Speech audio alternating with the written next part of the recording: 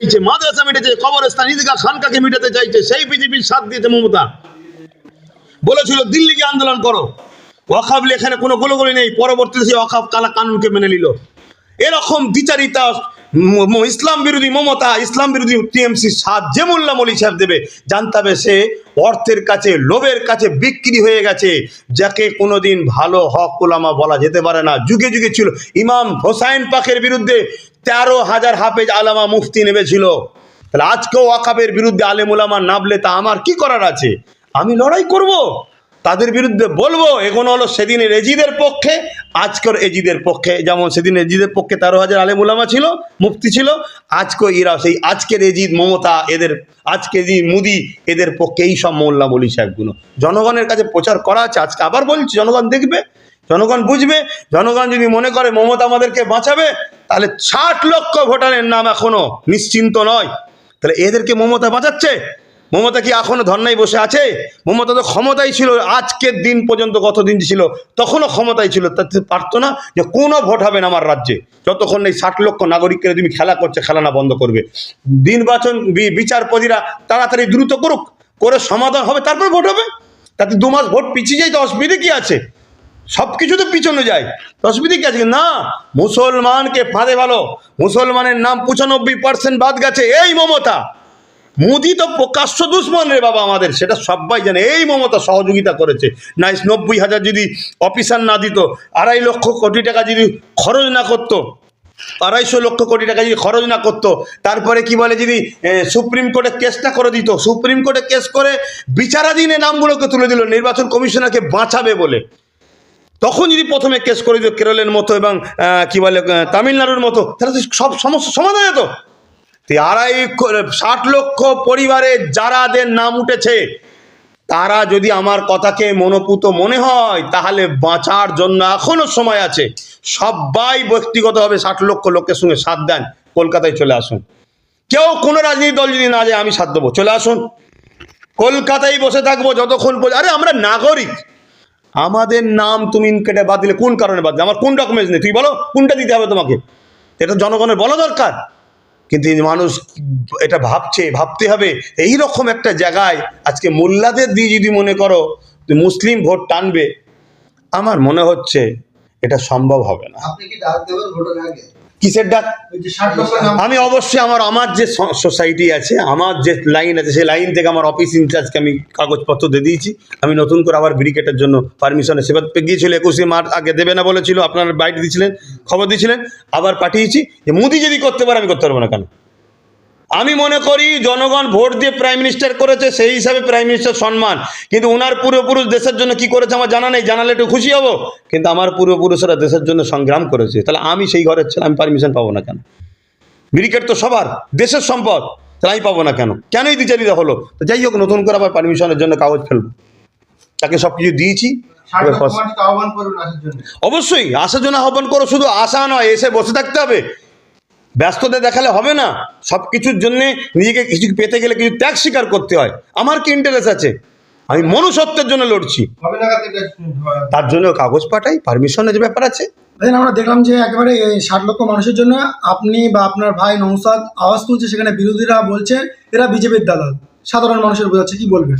সাধারণ মানুষকে শুনে, মুসলিম সমাজকে ভয় দেখাতে গেলে একটাই রাস্তা, বিজেপি বিজেপি বিজেপি। যেমন ছোটবেলায় আমরা শুনতাম অনেকজনকে ভয় দেখাবার জন্য হুমুড়ির মা দেখাতো বাচ্চাদের ঘরে, আমাদের ঘরে এরা বাচ্চা মনে করে ওই বিজেপিকে ছেলে ধরার মা, হুমুড়ি মা, মুসলমানকে ধরলে চলে যাবে, মুসলমানকে কেটে ফেলবে, মেরে ফেলবে, হ্যান করবে, ত্যান করবে, এই ভয়টা দেখাচ্ছে। আর বিজেপি সত্যি আমাদের দুশ্মন, আমরা জানি। তো সেই ভয়টা কাজে লাগিয়ে শুধুমাত্র আমাদেরকে ভোট ব্যাংক হিসাবে বিগত সময় হয়েছিল, এই শাসক আসা থেকে সেটাই করছে। এই যে ভোট মুখে মহাজেন মতামর্শ এবং পুরোহিত ভাতা, এটা কেমন? ভিক্ষা ভিক্ষা। দিল্লিতে যত সম্ভব শুনেছি 18,000, উত্তরপ্রদেশে যত সম্ভব শুনেছি 12 না 13,000। কথা বুঝে আসছে? আমি তা বলে দিল্লি উত্তরপ্রদেশকে আমি গুণ গাইছি না, কিন্তু ওই সব জায়গায় যদি হতে পারে, আমার রাজ্যে অকাপ্তরও বেশি। এবং শুনছি নাকি মমতা মুসলিম দরদি নেতা ছিল, নেত্রী ছিল। তাহলে এতদিন বাড়াবার সময় হয় না, ভোট ঘোষণা যেই হলো অমনি বললো 500 টাকা। আর যে সময় বলেছে সেই সময় নাকি আবার ওটা গ্রান্টেড হবে না শুনছি। অনেকে বলছে ওটা গ্রান্টেড নয়, ওটা কাজে লাগবে না। তারপরে দ্বিতীয় নম্বর কথা হচ্ছে এই ডিএ দেবে বলছে যে সময়, ওটাও নাকি গ্রান্টেড না। এটা শুধুমাত্র মানুষ শোনেন, জিতলে মানে এমন একটা জিনিস হচ্ছে যেন মুসলমানরা সত্যি বুকা, আর সত্যি যদি বুকা হয় বুকা সাজবে, আর কি করা যেতে পারে। আলেম ওলামা ইমাম মুয়াজ্জিন যদি সত্যি বুকা হয় তাহলে বুকা হবে, কিন্তু এই ভিক্ষাটা নিয়ে আপনার চলবে তো? গ্যাস পাওয়াই যাচ্ছে না, গ্যাস পাওয়াই যাচ্ছে না, তেল মনে হচ্ছে এরম যদি চলতে থাকে ওটাও পাওয়া যাবে না। এবং শুনছি, আমি অতটা ডিপে জানি না, অন্য অন্য রাজ্যের থেকে নাকি আমার রাজ্যে তেলের দাম আরো বেশি। কথা বুঝে আসছে? তাহলে কি ব্যাপার? হ্যাঁ, কারেন্টের বিলের কি দাম, সব কিছু জিনিসের কি দাম বাড়ছে। আপনাকে যুবকদের ঘরে 15,000 টাকা 1500 টাকা করে মাসে দেবে বললো, যেই নিলেন, কিছু লোক নেওয়ার পরে এখন বন্ধ হয়ে গেছে আবার শুনলাম। তা যেই নিলেন, নেওয়ার পরে মোটরসাইকেলে তেল ভরে যেই বেরোলেন আপনি 3,000 ফাইন। তো আপনার তো 1,500 দিয়ে 3,000 তুলবে বলে রাস্তায় লোক দাঁড় করে রেখেছে, যেই আপনি দিয়ে বেরিয়েছেন, হেলমেট থাক যাই থাক, কিছু না কিছু খুঁত তো আছে রে বাবা। কোনো যদি নাও পাওয়া যায় বলে বুট নেই কেন, দে 3,000, তো গেল তো। এই যে আরাফুল ইসলামের একটা গুঞ্জন চলছে, কি বলবেন আরাফুল ইসলাম? হ্যাঁ, এটা আমার কাছে কাগজ জমা পড়েছে, একটা লিখিত জমা পড়েছে, সেটা নিয়ে আমি কোর কমিটির কাছে দিয়েছি। কেন আমি একা কোনো ডিসিশন বিষয়ে নিতে চাইছি না, কেন অনেক কিছুর ব্যাপার আছে। তো সেই জায়গায় আমার একটা কোর কমিটি আছে, আমি জানি আমার কথা হয়তো সবাই মানে বা শোনে বা বললে প্রাধান্য দেবে, কিন্তু আমি কোর কমিটির কাছে পাঠিয়েছি, সেটা নিয়ে একটা আলোচনা চলছে, পক্ষে বিপক্ষে কথা হয়েছে। আমি আগেই বললাম মিটিংয়ে ছিলাম, ওইলে একটু আলোচনা হচ্ছিল, পক্ষে বিপক্ষে একটা কথা আসছে। সেই জায়গাতে আমি এতটুকু বলবো, যখন ক্লিয়ার হয়ে যাবে তখন আপনাদেরকে বাইট দিয়ে বলতে পারবো। তবে আপনাদের মাধ্যমে আমার প্রত্যেকটা ভালোবাসার মানুষকে বলবো, ভৌগোলিক পরিস্থিতির একটু চতুর্দিকে দেখো, দেখে চিন্তা ভাবনা করে যদি আমার ওপরে ভরসা থাকে, কোর কমিটি থেকে যেটা আসবে সেটাকে আমি ঘোষণা দেবো, সেটার ওপরে তোমরা কিন্তু আমার ওপরে ভরসা রেখে গুরুত্ব আকারে মান্যতা দেবে, নেবে। আমি তোমাদের সাথে ছিলাম, আছি, থাকবো। কানে কাগলিয়ে চলে গেছে, এদিকে ছুটবেন না, আগে কানে হাত দিয়ে দেখুন। আমার ওপর যদি ভরসা থাকে, অনেকে অনেক কিছু বলবে, কোনো কথাই গুরুত্ব দেবেন না। আমাদের কোর কমিটিতে একজন মুফতি সাহেব আছেন, মানে ইসলাম সম্বন্ধে সে অনেক এক্সপার্ট জানে।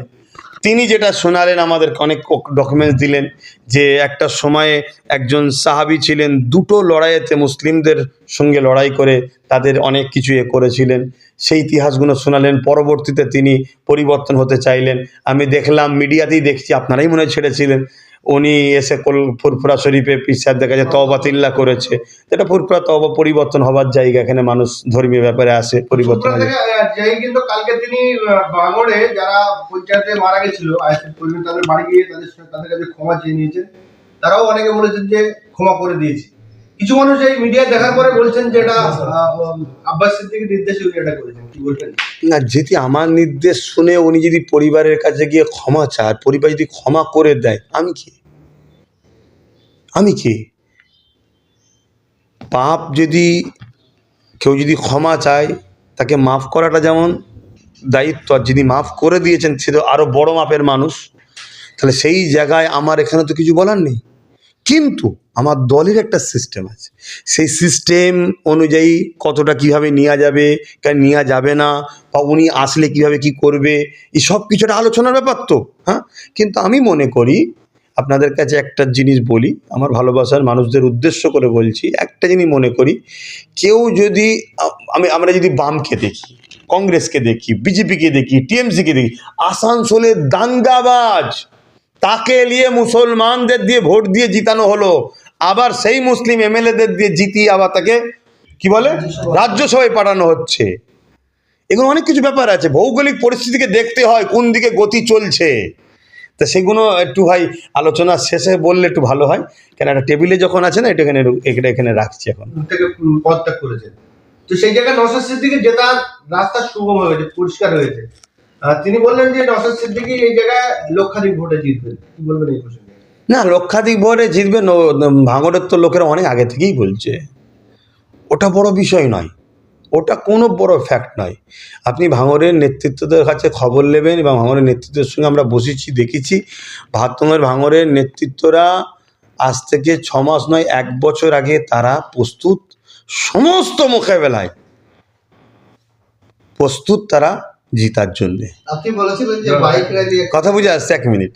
তা সেই জায়গায় ওটা বিষয় না। কেউ যদি বলে যে আমি পরিবর্তন হতে চাইছি, খারাপ থেকে ভালোর দিকে আসতে চাইছি, দেখুন আমরা দেখছি টিএমসি থেকে চলে যাচ্ছে হচ্ছে বিজেপিতে, কোনো কিছু নয়, কি হলো, সব দুর্নীতি ফুর্নীতি সংশোধন হয়ে গেল।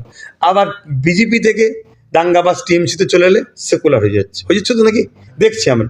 তো সেই জায়গায় একজন যদি তার ধর্মের সর্বোচ্চ পূর্ব ভারতের পীঠস্থান বড়, সেখানে যদি তার মান্যে তার বিশ্বাসের পীর সাহেবের কাছে, মুর্শিদের কাছে, শায়েখের কাছে যদি সে বায়াত হয়ে ক্ষমা চায়, তওবা করে, এবং যারা মেরে যাদের সঙ্গে ঝগড়া হয়েছে সেই টিমে তো ছিল এক সময়, এখন এর দ্বারা কী হয়েছে না সেটা আল্লাহ জানে, সেখানে যদি ক্ষমা আছে সে পরিবারটাকে মাফ করে দেয়, এলাকার সাধারণ জনগণের রিপোর্ট একটা নেওয়া হচ্ছে, তাদের মধ্যে থেকে কি রিপোর্ট আছে বেশিরভাগ মানুষই বলছে ভেবেচিন্তে দেখুন আপনারা, তাহলে সেই জায়গায় একটা আলোচনা নেগেটিভ কি বলে পজিটিভের দিকে হওয়াটা সম্ভব। কিন্তু তারপরেও কিন্তু আমি বললাম, আমি ঠেলে দিলেও আমার একটা কোর কমিটি আছে, আমি সেখানে কাগজ ফেলেছি, সেখানে আলোচনা একটা ধাপ হয়েছে, নামাজের জন্য বিরত ছিল, তারপরে আবার আলোচনা হবে, হয়ে যেটা ফাইসাল্লাহ হবে সেটা আপনাদেরকে জানাবো। বেশ কিছু রাজনৈতিক বিশেষজ্ঞরা বলছেন যে Mamata Banerjee rough and tough রাজনীতি করেন, সূর্যকান্ত মিশ্রকে টার্গেট করে হারিয়েছে, অজিত চৌধুরীকে টার্গেট করে হারিয়েছে, মোহাম্মদ সেলিমকে টার্গেট করে হারিয়েছে, নওশাদ সিদ্দিকীও টার্গেটে ছিল। সেই আকার ইঙ্গিত কিন্তু আমরা পাচ্ছিলাম, বারবার বলছিল ভাঙড় জিততে হবে, অভিষেক বন্দ্যোপাধ্যায় বলেছে। সেই জায়গায় আরাফুল এবং কাইজার আহমেদ কার্যত তৃণমূল থেকে বেরিয়ে গিয়ে নওশাদকে একদম ফ্রি করে দিল। দেখুন আমি আবার বলছি, যদি আপনার কথা এটা হয় যে মমতা টার্গেট করে হারায়, তাহলে মমতাকে যে শুভেন্দুকে টার্গেট নিয়েছিল, এটা তাহলে আপনার প্রশ্নতে মনে হচ্ছে এটা টার্গেট নয়। ঠিক, যদি টার্গেট হতো শুভেন্দু তাহলে হারতো, তাহলে মমতাই শুভেন্দুকে জিতিয়েছে, এটা তাহলে স্বীকার করতে হবে। তৃতীয় নম্বর কথা আমি আবার বলছি, সংসদীয় রাজনীতিতে একটা ভোটও ফ্যাক্ট, ঠিক তো নাকি, একটা ভোটও ফ্যাক্ট। আমি কোনো জিনিসকে ছোট বড় করে দেখছি না, কিন্তু আমি বলছি কে ফ্রি নয় ওটা পরের বিষয়, যেটা আলোচনা ক্লিয়ার হয়নি সে বিষয়ে আমি কিছু ক্লিয়ার কথাও দিতে পারছি না। ঠিক আছে।